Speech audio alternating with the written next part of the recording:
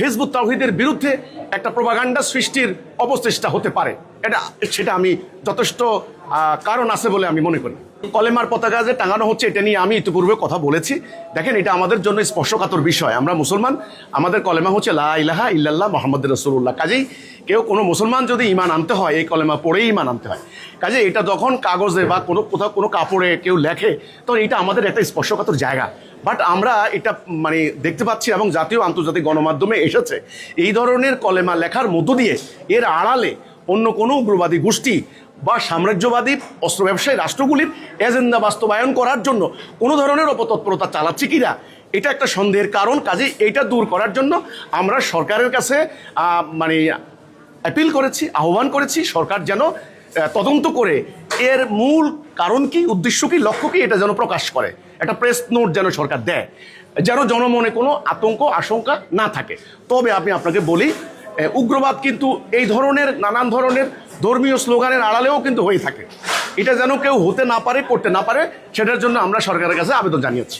বিরুদ্ধে এই অভিযোগটা সম্পূর্ণ মিথ্যা। আপনারা দেখেন, আমাদের হিজবুত তাওহীদ আন্দোলন প্রতিষ্ঠার শুরু থেকে 31 বছর আমরা কোনো আইন ভঙ্গ করিনি, কোনো অসামাজিক কার্যকলাপ নাই, রাষ্ট্রবিরোধী কোনো কার্যকলাপ করাবো নাই।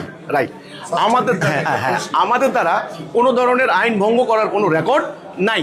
কাজে আমাদের বক্তব্যে, আমাদের আলোচনায়, আমাদের অ্যাক্টিভিটিসে কোথাও আপনি পাবেন না উগ্রবাদের পক্ষে বা উগ্রবাদের সমর্থনে আমাদের কার্যক্রম। কাজেই যারা আমাদের বিরুদ্ধে এই কথাগুলি বলছে এটা আমি মনে করি তারা দালিলিকভাবে, যৌক্তিকভাবে, আদর্শিকভাবে তারা আমাদের মোকাবেলা করতে ব্যর্থ হয়ে তারা এই ধরনের মিথ্যাচার করছে। কাজেই আপনি যেটা বললেন হিজবুত তাওহীদ আন্দোলনের বিরুদ্ধে অন্তত উগ্রবাদের পক্ষে এমন ধরনের কোনো কথা বা কার্যক্রম নেই, এ ধরনের কেউ প্রমাণ করতে পারবে না।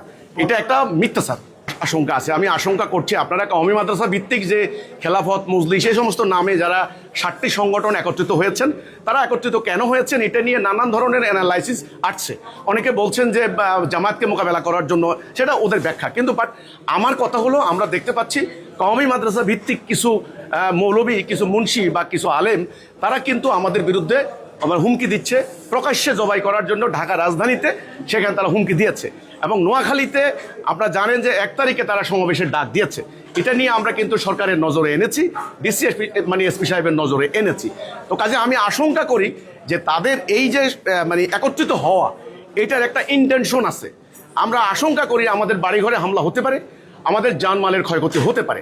এবং তারা হিজবুত তাওহীদের বিরুদ্ধে প্রতিনিয়ত যে মিথ্যাচার করছেন, মিথ্যা হ্যান্ডবিল রচনা করছেন, আমরা বারবার সেটার প্রতিবাদ করছি, প্রোটেস্ট করছি।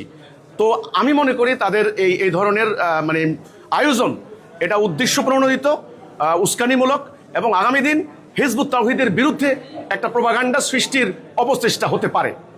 সেটা আমি যথেষ্ট কারণ আছে বলে আমি মনে করি।